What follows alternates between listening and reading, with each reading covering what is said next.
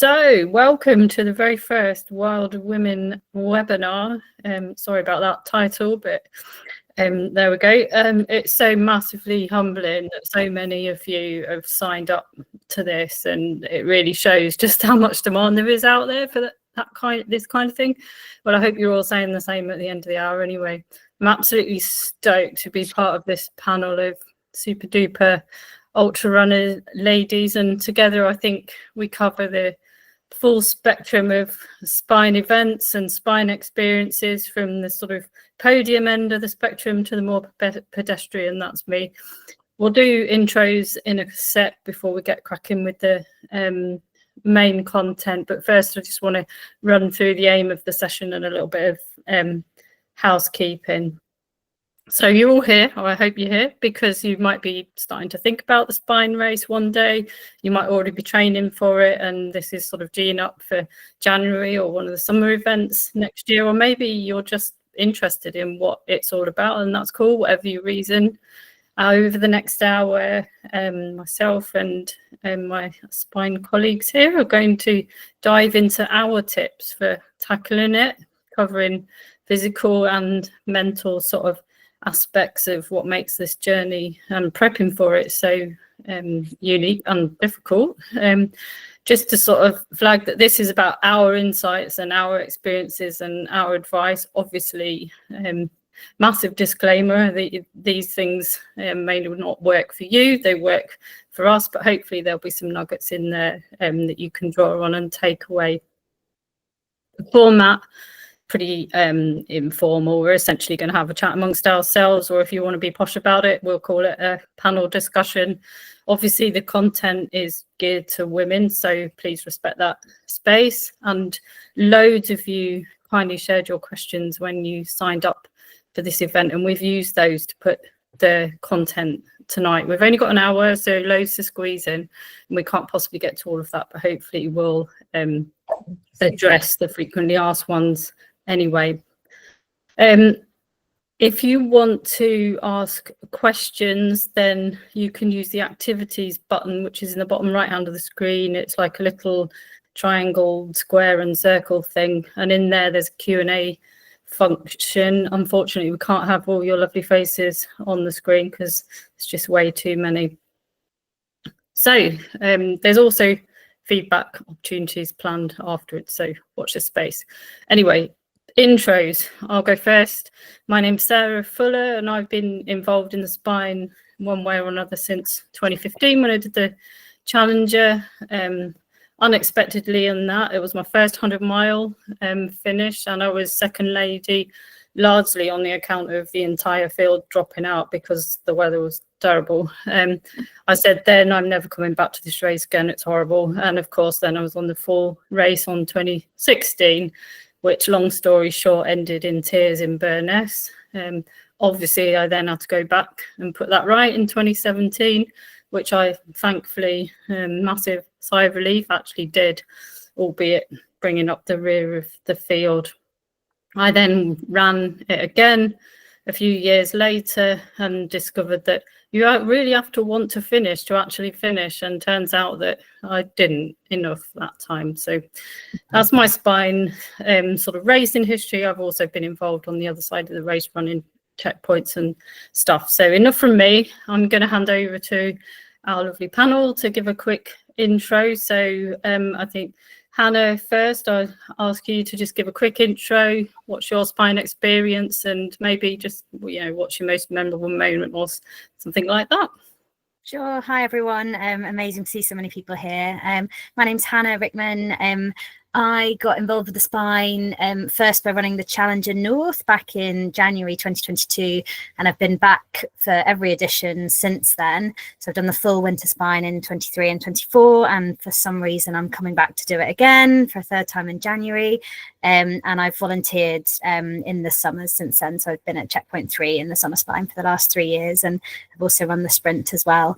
Yeah, lots of different spine memories. I'm not sure I can pick just one. I've also had had a big experience last year of tears in Burness, Sarah, so I definitely feel your pain there.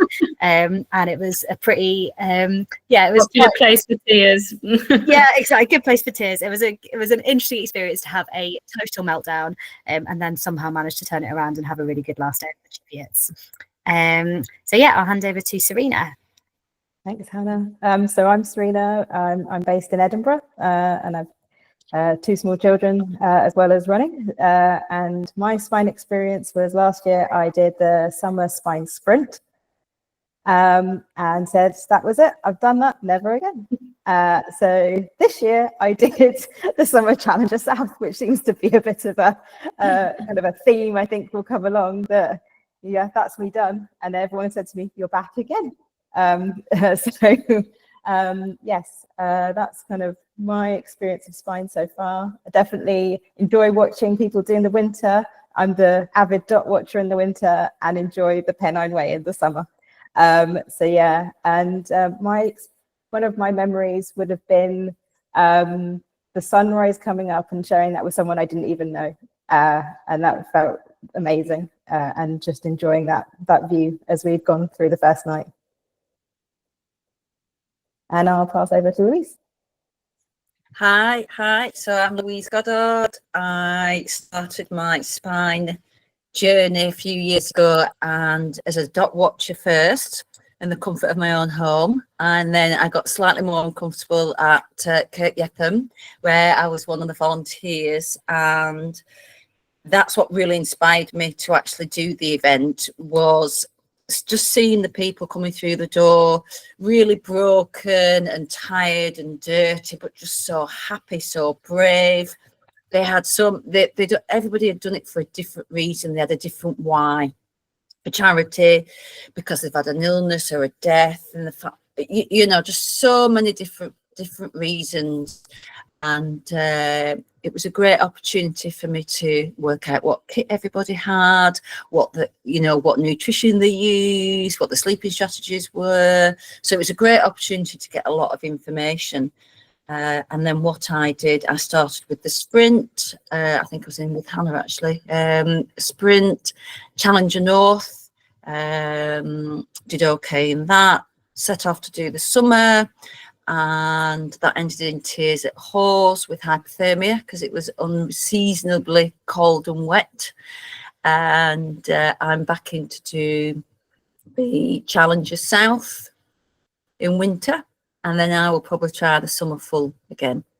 So lots of experiences. I think it's the people for me. I love the sunrises. I love being on my own in the dark.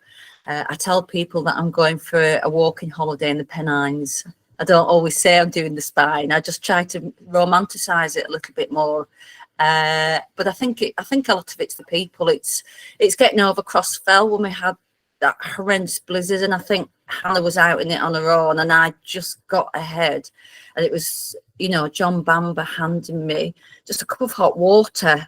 I was so emotional just to have a cup of hot water with some noodles, and and it's like I had that, and I was great. I was good to go again. So really, it's the people, it's the camaraderie. It's unparalleled, and I'd really advise you to to become part of this family. And sorry, Josephine. Thanks, Louise. Good evening, everyone. Really pleased to be part of this group this evening. So my name's Josephine Bush. I caught the ultra bug quite a few years ago, and my kind of participation in events cuts across both running and kayaking, where I've done ultra events both in the cold and the warmth. And the last montane event I did was the Lapland Arctic Ultra. This March just gone, 500 kilometers in the north of Sweden, and I was in the Yukon the year before that. I am going to do the Lapland Arctic again next March, as well as the montane summer spine. So back over to you, Sarah. Brilliant. Thank you, ladies. So without further ado, let's crack on with some questions. And our first subject area, which came up a fair amount in our questions, is to do with the sort of mental side. So mental preparation and in particular, imposter syndrome. Incidentally, sometimes something I've been having all day about this event. So very apt. So I think Louise already mentioned it, and one thing that I've certainly found really helpful mental preparation is to really get to grips with what your why is and being very clear about that to yourself. So Louise, I'll throw to you first. Do you have any other tips for mental preparation for a big race like something like the Spine? Well, I think it's to try to, we laughingly called it one day, maybe brutal is the wrong word, it might put people off, and we said, let's call it the playful spine. And it's kind of perhaps, I think what you can do is create a plan and a timetable. And then what I've seen is if it goes wrong, you mentally can start to unravel a little bit because you're a little bit tired and it's, oh, I've missed that deadline.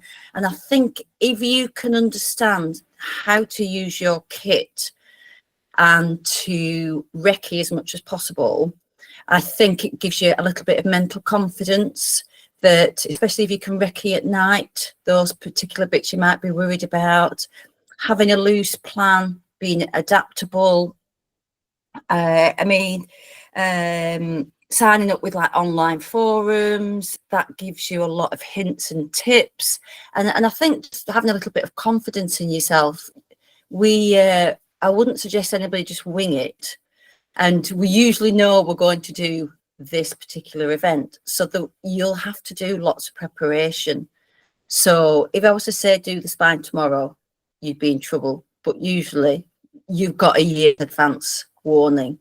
So you can mentally prepare, you can put the long hours in, you can put the distance in, you can carry the weight. Women are very good at multitasking, we're good at introspection, checking in on ourselves, and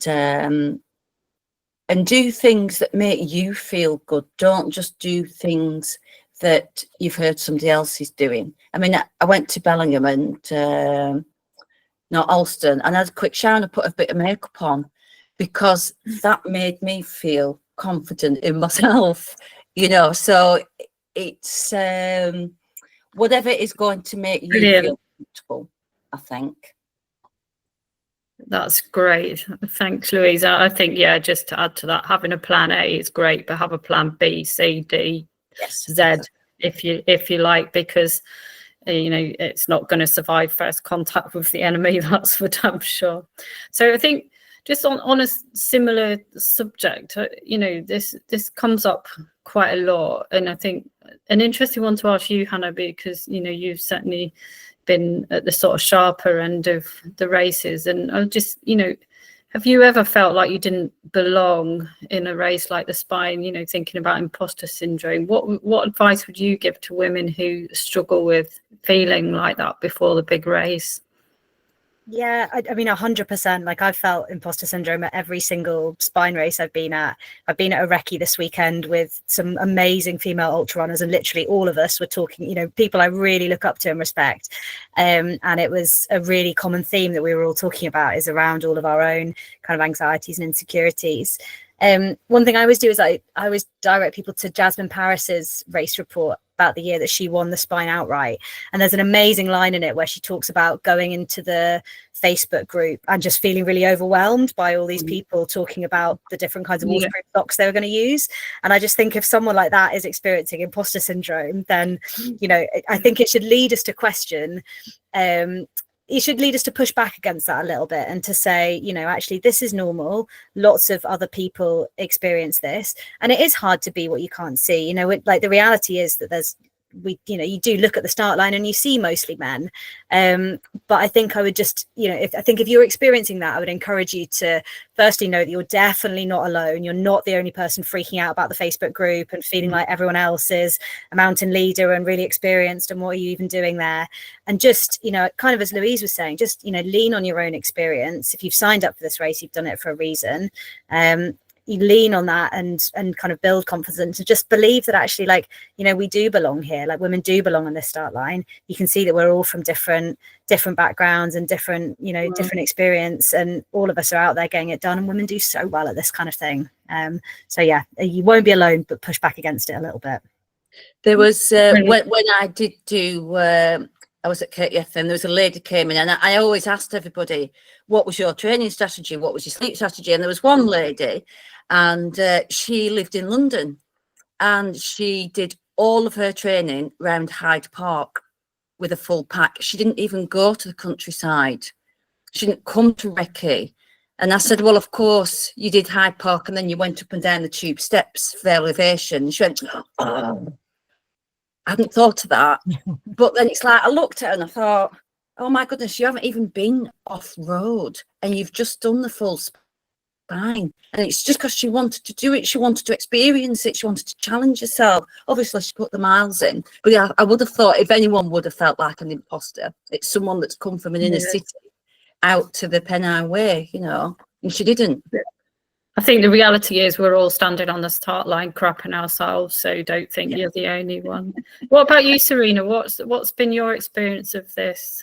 Yeah, when I went to the start line of the spine sprint, well, actually just before, I did it with Black Trail Runners, and so I have this community where I feel seen as someone that can do these things, and have some amazing role models within that community. But they actually posted that I was doing the spine sprint, and Hannah was lovely enough to reach out, and also Paula, and say that they were going to be at the youth hostel, and they, you know, came and found me. And actually before that, it is, you know, they say the spine family, but when you go and you sign up and you register, everyone makes you feel like you belong. No one ever questions, like, why are you signing up? They might question, why are you doing this? But it, you know, like, what no, you know, like, why are you reading? But, you know, they never make you feel like you shouldn't belong there. And someone strapped my back because I knew that I needed that. And they were like, yeah, sure, no problem. Yeah, I'll strap you back. And then you go to the youth hostel, and everyone was talking, because majority of the youth hostel are the crazy people going up the Pennine Way for whatever length it is. And everyone was chatting to me. So you definitely, and I, you know, did that again this year. If I was, you know, when I do it again, not if, you know, we all know it's when, I will go to the hostel, because you are surrounded by people that are crapping themselves, packing their bags, repacking their bags, charging their mobile phones. I was having conversations with someone around a charger because there was only one plug. It's probably a good idea to pop along to the pub as well, maybe the evening before, because everyone's in the same boat. Yeah, and so it's that kind of, and then going back to what you've done to get there and trying to relate that, you know, what you've done to get there as well. So yeah. Thank you. And I think, Josephine, your experiences have been a bit different and a damn sight colder. So have you got a couple of tips that you would share for your you know, how do you mentally prepare for all those hours out on the ice in your case? Yeah, I mean, it would be fair to say that I was really worried when I did my first cold weather event, because I just thought, God, there's no way of knowing what it's going to be like, particularly the imagination of -30 or -40, you know, when you live in the UK and you've got very little opportunity to train in those sorts of environments, because it's actually really costly to go and do these events. So what I did was I sort of convinced myself that if somebody else could do it, I could do it. I just went through this kind of mantra of sort of reaffirming my self-belief, even though I was really, really nervous. But it kind of worked a little bit, because it just over time helped me build my confidence, but also in tandem with that, making sure that before the event I could control what I could control. So, you know, things like your training, things like your kit, your hydration and your nutrition, just trying to really do the research and really think through all of those things well in advance. So just the things that you can control prior to the event, you've got as much on top of that as you possibly can. And that, again, it just helped build my confidence. When it came to the unknowns or the things that might be left field on the event, I was very much doing a lot of visualization, trying to walk through every single thing that might go wrong, so that I had a plan of action if that thing actually happened, and that I kind of wouldn't, fight it. I would know in my head that if I was really cold and tired, that I knew exactly where my kit was so that I could access it really quickly. If I had an injury or a piece of equipment that was broken, I knew exactly what I was going to do and how I was going to do it. So just walking through mentally everything in that way really helped me also feel really prepared. And I think if you're on the start line and you feel really prepared, you're just in a better mental headspace to take that first step. Brilliant. So moving on then, and it's hard to say what was the most commonly mentioned thing on the questions that came in, but certainly I think this was up there. We're going to talk a little bit about sleep, or lack thereof, which is probably more appropriate for spine race. So I think, this gets asked a lot. So I think, Hannah, we'll go to you first, but how did you approach a sleep strategy? Did you have a sleep strategy, and how did you adapt to that as you were sort of moving up the course, and anything unexpected that was thrown at you on the way? Yeah, I think sleep, like a lot of things with the spine, is one of those annoying things that no one will give you a straight answer to. Like, you'll ask the question and everyone will say, oh, it depends. And the annoying thing is, like, it really does depend a lot. If someone tells you that this is the way to do it, then you probably shouldn't trust them. They're probably mansplaining to you on the Facebook group. So I think, like, different people are really different. And it obviously makes a big difference if you're doing the race in 90 hours versus taking the full time to do it in. You're going to need, and also how much you're, to what extent you're trying to push at the front of the field, to what extent you're pushing the cutoffs. So I think the most important thing with sleep is firstly to get some. So people, I think, sometimes are really like macho about like, oh, I kept on going, didn't get any sleep, got hallucinations. And I'm sure like ladies on the call who've been in a state of proper sleep deprivation will agree that it's really, really miserable. You move really, really slowly, and you're potentially a bit unsafe and not really making good decisions. So for me, I think a really important thing is to avoid getting to that kind of state. What I will often do is, so some people sleep on the first night, some other people will say go through the first night. And then I would normally aim to try and get a decent chunk of sleep each night and top that up with power naps. But I think what's important is, rather than having a fixed sleep strategy, is just to be a bit aware of what your different options are, so that you can be flexible and so that you can adapt that as you go. So I would, when I first did it, I had a look at kind of the timings of someone else who'd done the race, who I thought I'd be on a similar time with. And I just tried to figure out where I would be at 2-3 in the morning each night when I knew I was going to be at my lowest, and then try to adapt around it. And then you do just have to be a bit flexible and roll with the punches. Did you take trail naps, cat naps out on the trail, or did you mainly use the checkpoints? I mean, for myself, I found having little micro sleeps under a tree or whatever really, really useful, but I know that's not an approach that everyone. Yeah, I've definitely had some really magical, like 1 to 2 minute naps where you suddenly wake up from it feeling like a completely new person. So yeah, I think that's definitely. And I think what the other thing with this as well is, like, it is just hard to train for. Like, in your everyday life, you're not going to get yourself into this sort of place. So there is a bit of figuring out as you go along, and kind of, unless maybe you've got very young kids. Young kids is the one. Yeah, Serena is an absolute pro on this. Yeah. Just figuring out. What about you, Josephine? Have you got any tips? Yeah, I mean, I'm not a brilliant sleeper in everyday life, and it's doing these events is the one occasion where it's actually quite helpful. But what I have learned is that it's amazing how much you can do with very little sleep. Your body is actually capable of going for a lot longer than you think it is.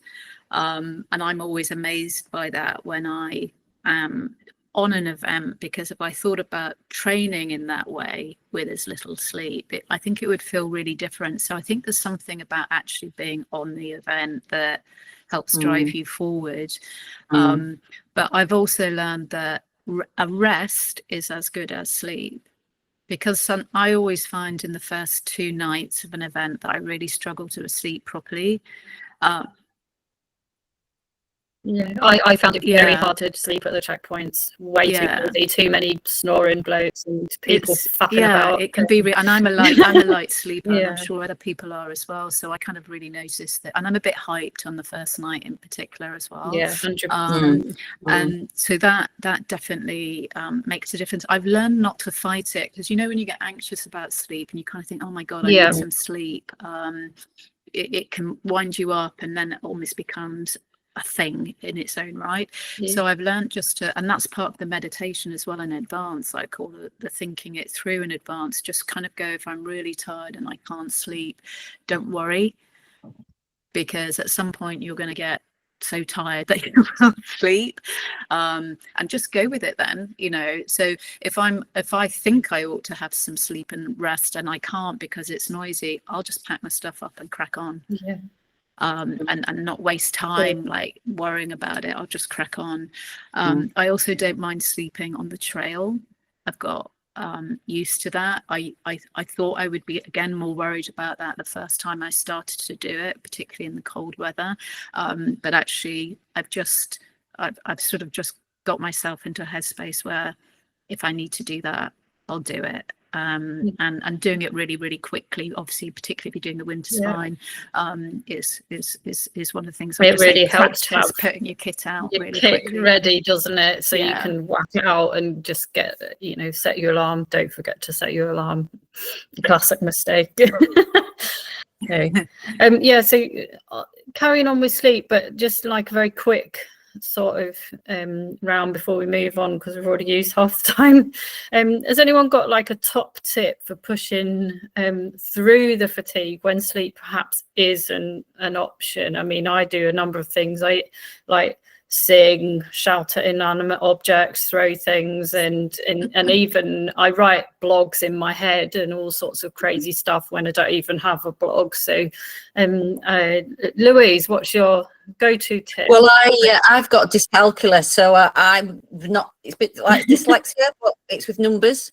So what I do is I challenge myself to do difficult sums, which I'll never get, but I can spend hours trying to work out divisions and multiplications and kind of keep myself quite alert with that. Also revisiting conversations that I've had years and years ago and thinking of ways that I could have said things a little bit better to that person, or I write like my Facebook post that I might do afterwards and I try to come up with like witty things. So but I did notice the other day, I mean, it's so dark so early now, and it was only 4:30, it was pitch black, and I was thinking, do we ever really switch off when it's dark? Because you almost have to be a little bit hyper focused sometimes to not trip, to be alert to navigation. And so I do have my watch that alerts every half an hour throughout the spine, and that's to remind, just to make sure I'm actually on the course, because you can switch off a little bit. To either have something to eat or make sure I'm sipping water.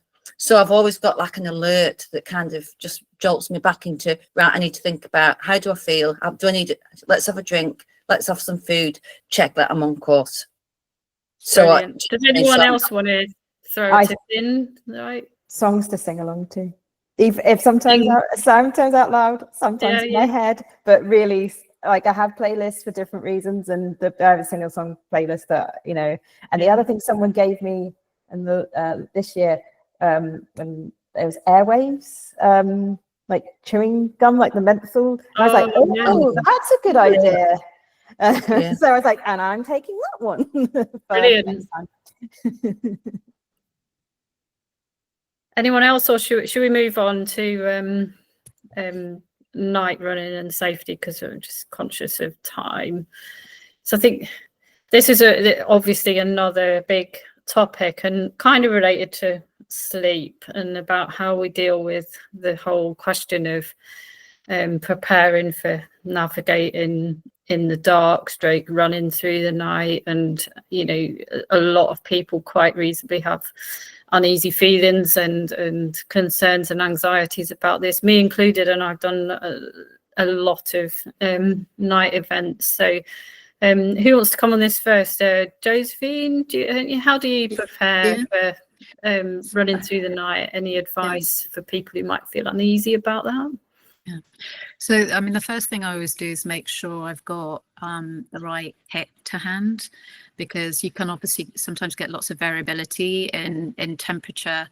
So I'll always think through before it gets dark, where's my kit? Is it easy to hand? So if I do need to put an extra layer on, it's there. In cold weather events, I get quite cold hands. So I always make sure I've got some like hand warmers that are in spare pockets. I always make sure I've got my batteries close to my chest and ready in case I need to replace batteries in my head torch, and I've got a spare head torch nearby as well. So things like that are just the practical stuff, like am I warm, can I see, have a you know, where is it?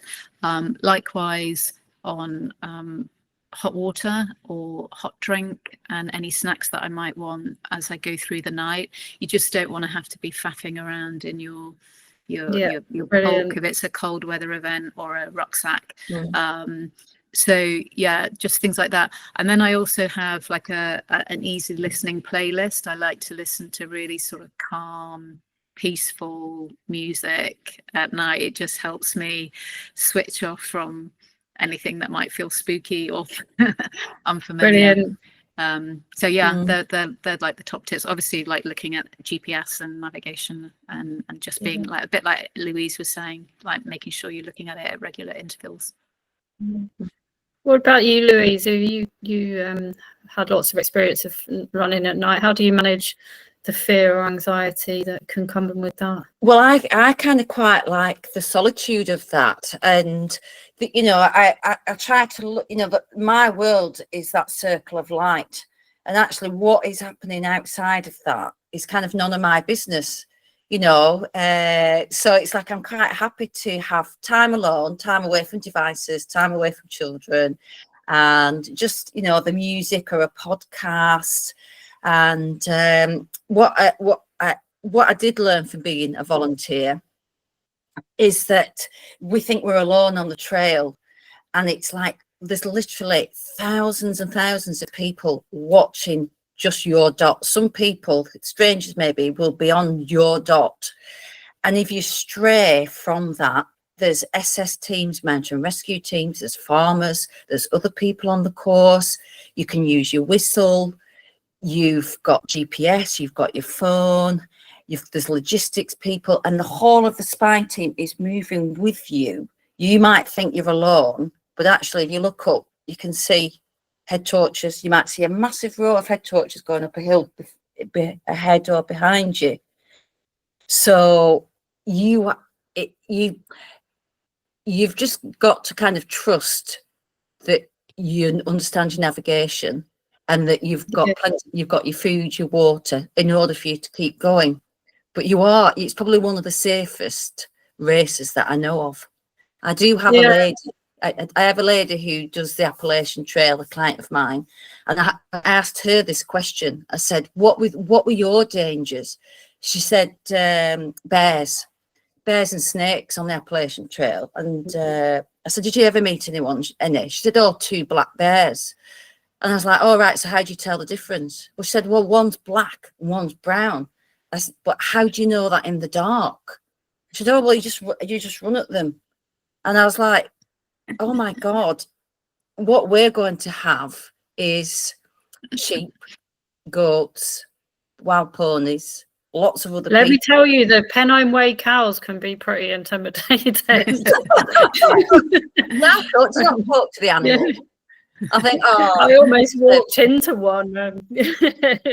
Terrifying. I think with the night, it's practicing as well, because if you Yeah. don't do it beforehand, and it sounds, I'm the same. I love running at night, and I never thought I would, but it's starting slow, so building up. So if you start in the morning when it's going to turn light, or what, you could arrange for a friend, you know, you could do a portion of the run in the dark on your own and meet up with a friend at a certain point. So I really think it's practicing and trying to get that navigation. I can't recce. I live in Edinburgh and I have a family, so I use like YouTube videos, blogs. I listen to podcasts of people that have done the route and listening to what they said they found hard, or parts where they may have gone wrong, and think, well, that's where I really need to kind of pay attention, because they've managed to go wrong at that point. Yeah. And So I no, think, if like, you do go try off course, and- what are you going to do? If you go off course, what are you going to do? Yeah, can have a and I go- think that's have a where go you need to practice, isn't it? So things like, you know, maybe go along to some orienteering or mountain marathons, or even just grab a mate. And, you know, even if you first of all go out in the light with a map, just really pay attention to the map, tick off the features, try and understand what you're seeing and match into the landscape, and then do the same in the dark. And as Serena said, it's just building up that confidence slowly but surely, because you'll probably use GPS, but knowing in your own mind that you've got map skills to fall back on is massively, you know, empowering as well, and certainly useful if the tech fails. So I think I'll move us along, because we could talk about this stuff all night, but we've got a few more areas we want to get through before the end. So hormones and periods, there we'll pivot onto that.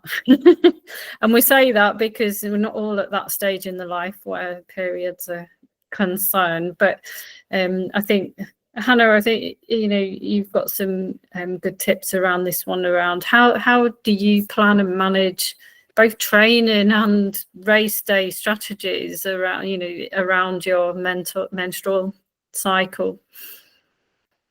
Yeah, and I can see it's come up in the Q&A as well. So I think the thing, so I think specifically thinking about the races itself, the one thing I always tell people about the Spine and other long multi-day races, that they can bring your period on early.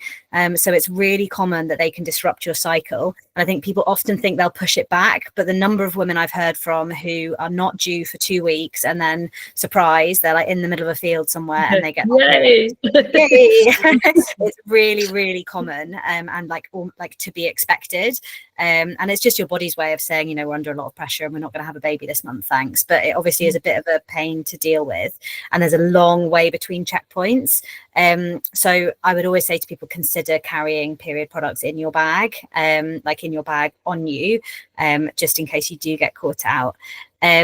And then there should be period products at checkpoints, and it's probably worth putting some in your drop bag as well. They'll be with checkpoint staff or with the medics. So if you can't find them somewhere obvious, just ask if you do get caught out. And I can see someone's asked about kind of the specific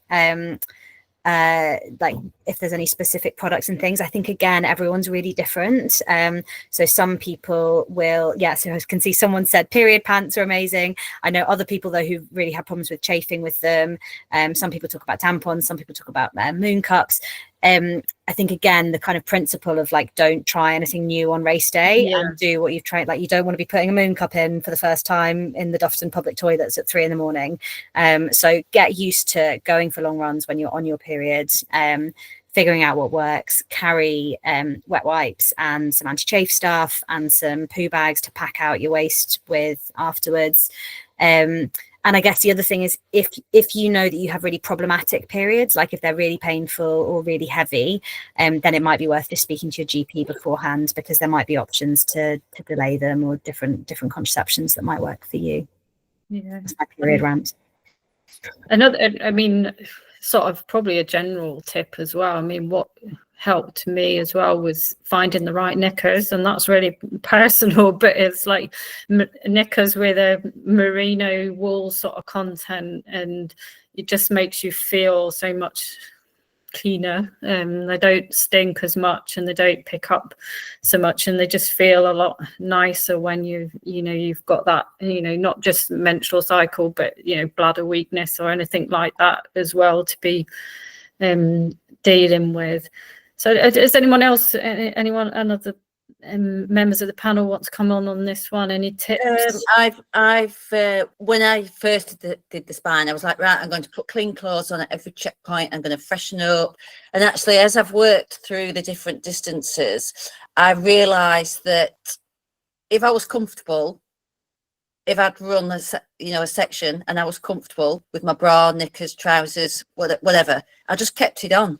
Yeah. Because the thing is, if you put something new on and then it starts chafing, you start to have problems. So I've done the whole race sometimes in the same clothes, and I know for some people it doesn't feel hygienic, but I'd rather be comfortable as well. No one cares though. Everyone's honking, so it really doesn't. It's all the way at the end. Yeah. Yeah, I mean, I'll just add on sort of, because I'm the other side of periods. I'm on HRT, and I take my hormones separately. So it's not the easiest thing to have to carry with you if you're actually doing a multi-day event. You can obviously have things in a drop bag. I'm not advocating this, but what I've generally done is just not taken the HRT for the period of the race. And I've been absolutely fine on it with no symptoms coming to haunt me over the course of the race. I think for anything like I've found anything that's like up to 7 days or so, it doesn't really impact on symptoms coming back. And as soon as I start taking my HRT again. But I do think it's probably something that people would have to do a little bit of trial and error on. And the reason I didn't is because a lot of the recent events I've done have been cold weather ones. So if I'm taking a gel in a little pack, it'll just freeze.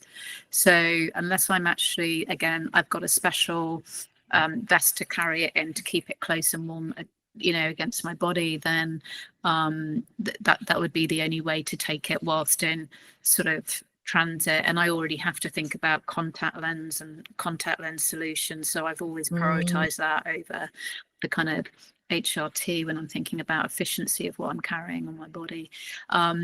So that works for me, but yeah, I'd say try and work out what works for you, because it might be a necessity and you might feel that you have to carry it with you. Super. Right, we're going to move on to the next topic in the interest of time. So we're going to talk a little bit about mental strategies, and this is sort of more in the context of in the race. So I think I'm going to chip in on this one in terms of techniques and mental tricks to stay positive when during those times when you really want to just like pack it in and go to the pub.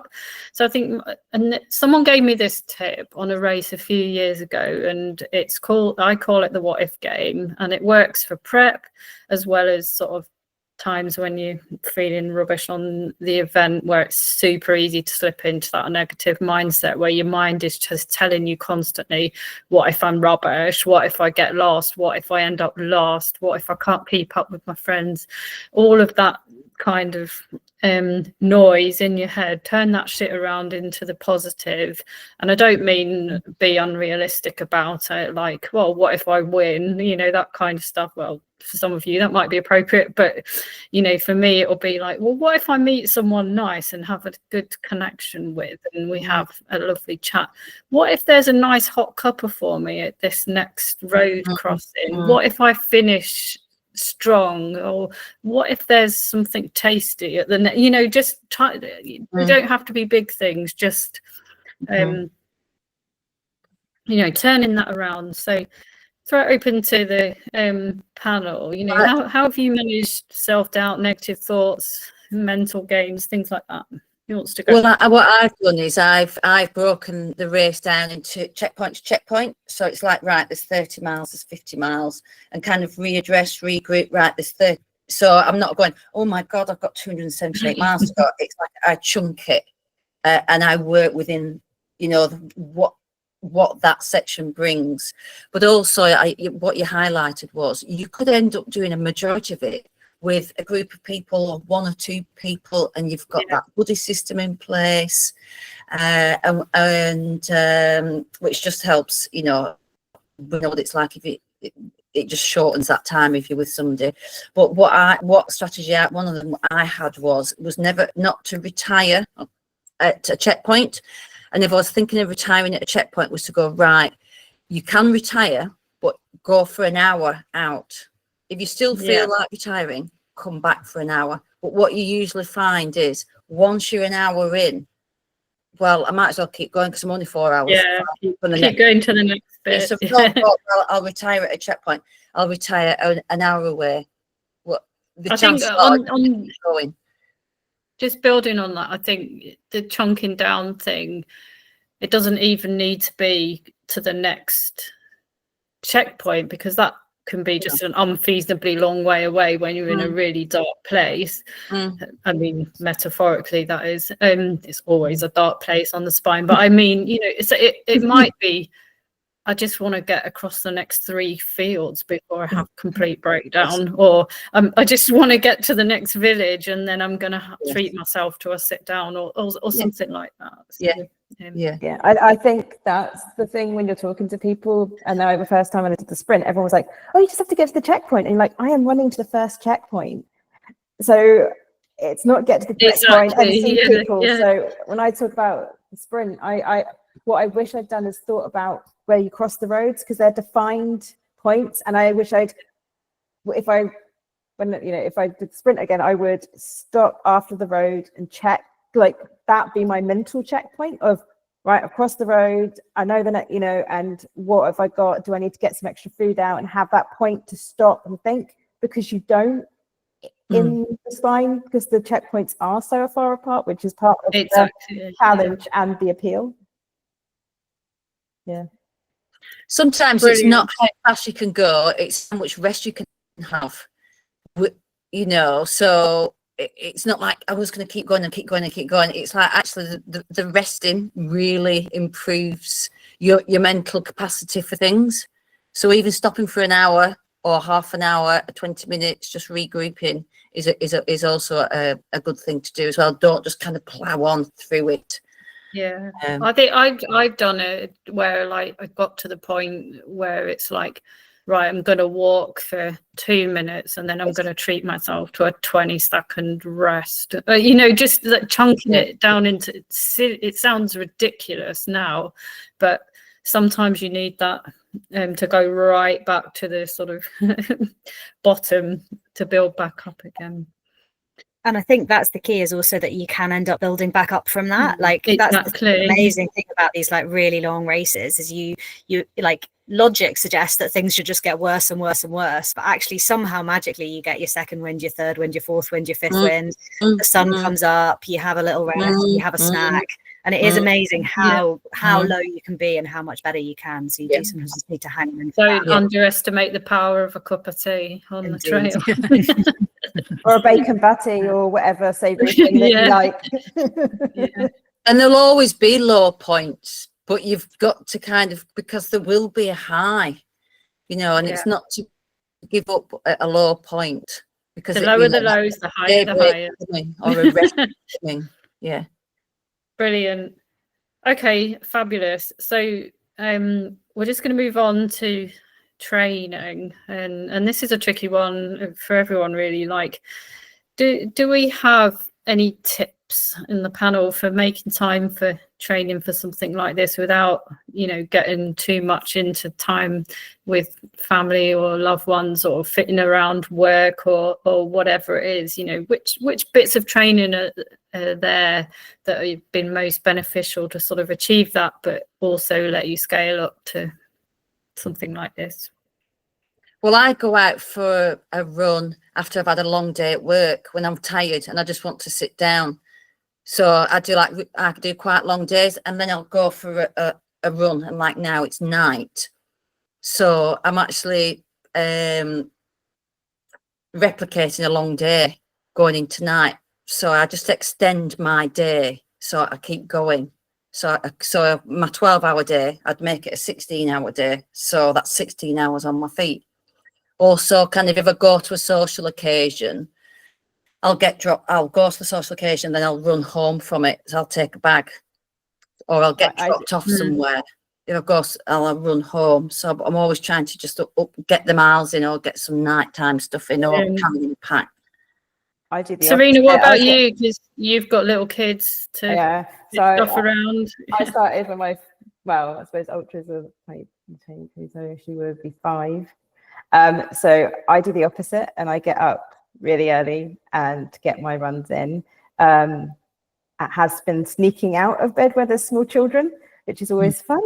But get it in and get it done, because I feel like as the day goes on, it's difficult to then get it in, because there's always, I'll just finish this bit of work, or now the kids are home and I'll have to leave them.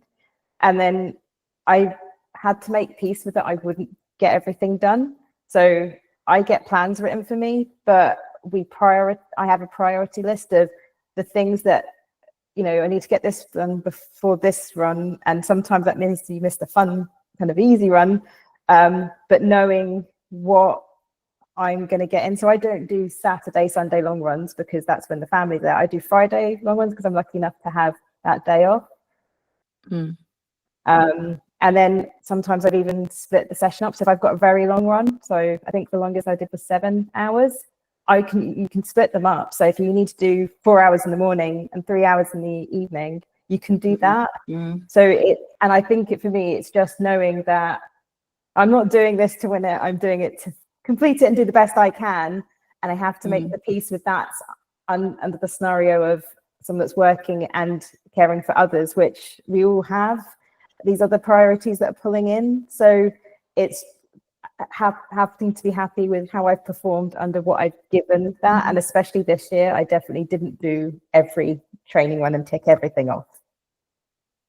And let's dispel another myth right here, and certainly for me, and I know a lot of other people, this isn't just about going for runs, right? This is about training. So for me, I did a lot of hiking, massive amounts of hiking, rather than actual going for runs. So don't think all your training has to be actually getting out and having a run. So I think one thing, our kids were a bit younger when I did the spine, because it was a while ago. We used to sort of take it in turns to like pick a day out with the kids. To one of us would drive out and I would run out, hike out, and then meet, have the day, and then swap over, and just little things like that to sort of get stuff in.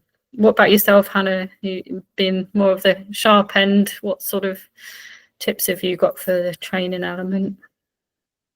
No, I think a lot of it is, as you say, just like making it what you can fit around your life. And I think the other thing that I've always found really helpful, kind of as Serena has said, is like just reminding yourself that no one's training is going to have been perfect coming into this. Everyone has injuries, people are working, people have other priorities. I was living in Africa for the whole of the time that I was training for my first few races. So I did really little practice with kit in the conditions that I was going to be working in. But you just have to, you do what you can with what's available to you. And you make it work, and no one is going to be going into this having ticked every single box with the absolute perfect training, because that's not the reality, and that's not what's required to be able to do this. Like, if anything, juggle that people are doing of finding ways to fit it around their life is all problem solving. It's all, focusing in on what's most important, and those are all skills that you need for this kind of thing. Yeah, spot on.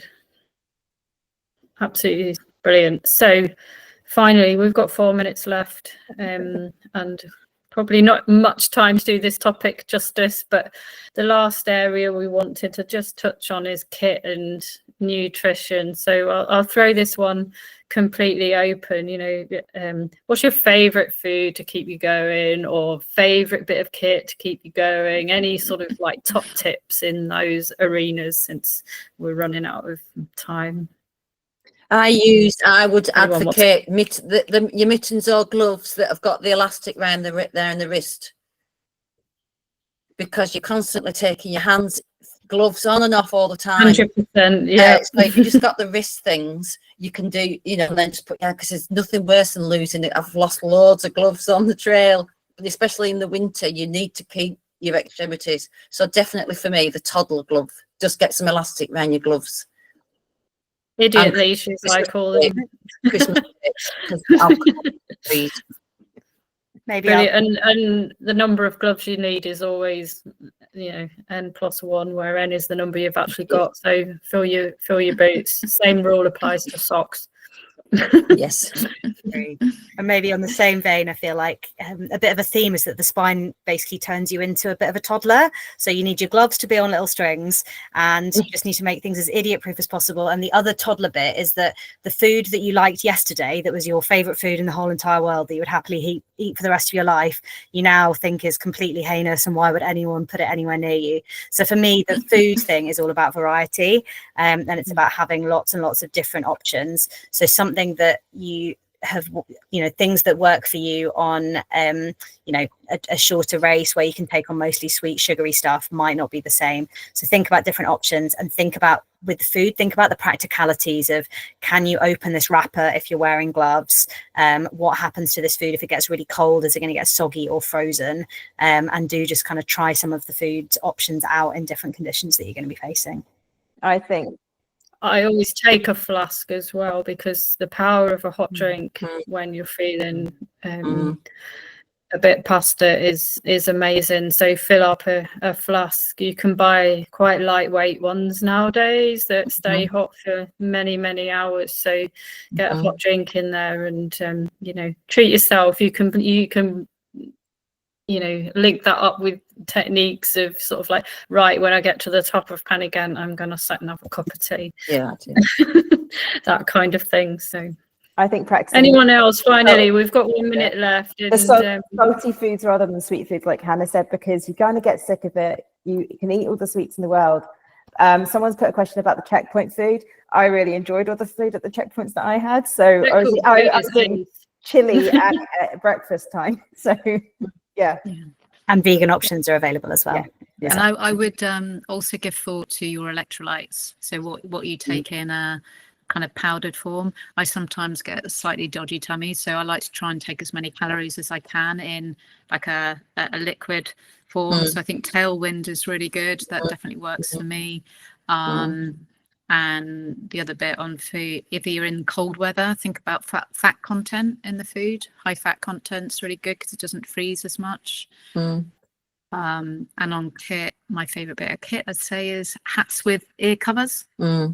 And I like wearing bib trousers, so that I've got a pocket here near my chest to put in like lithium ion batteries or anything that needs to keep warm and close to the body. Mine would be my waterproof jacket, because it was so wet on the summer. That was not a summer spine, and everyone kept telling me that. But it's also good for another layer as well. So if you're starting to get cold, don't underestimate a good waterproof jacket that keeps it's another layer to put on. Those hand warmers are good. In summer, I was in the summer as well, and I had those hand warmers all over my body. That sounds like summer spine, doesn't it? Yeah. I just had them everywhere. So they were used. You can also put them in your shoes while you have a kip. Yeah, that's right. Yeah. Brilliant. So, I mean, that's gone so quickly. Thank you to all the panel. It's been amazing to chat with you all, super inspiring. And thank you to everyone who came. And this has been recorded, so we will get it out there, and we will be sending out some sort of feedback. We will be doing other stuff in the future. Hopefully, if this has been useful, then please let us know. If it hasn't, please let us know so we know what we can change and make it more interesting and helpful for you. But thank you so much. Have a wonderful evening. And anyone that's taking on the race in January, then massive good luck. You're gonna say hello. If you're new and it's your first one, just come and say hello. We're all in the same boat, we're all doing the same distance. So, let's all do it together. Yeah, it'd be great to see some new faces. Thank you so much, everyone.